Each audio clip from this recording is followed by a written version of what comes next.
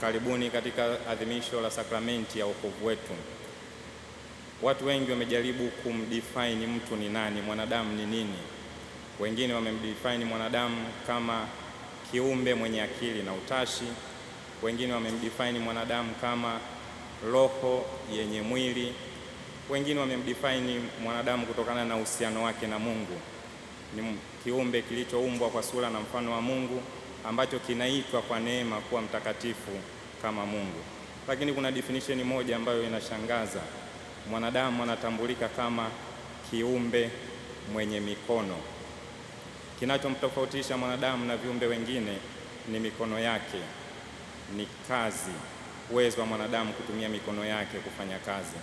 Ndugu zangu, katika maisha, katika kazi zetu tunazozifanya, mazingira yake, uchovu, ugumu wa kazi hiyo kinaweza kutufanya tufikirie kwamba kazi ni adhabu, kwamba kazi ni athari ya dhambi ya kwanza.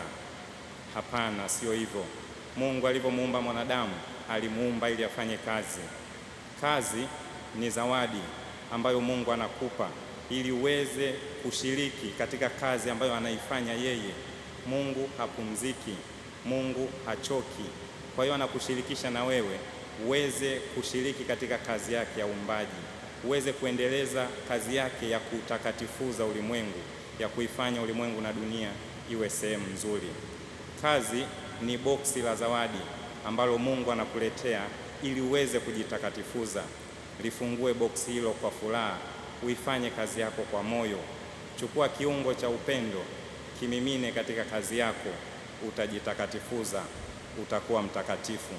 Katika Injili tutasikia Mafarisayo wanawalaumu mitume wa Yesu kwa sababu wanatumia mikono yao, kwa sababu wanafanya kazi siku ya Sabato. Kristo anashangaa mtizamo huu, anawashangaa kwa nini hawafahamu kwamba kazi ni sababu ya kujitakatifuza.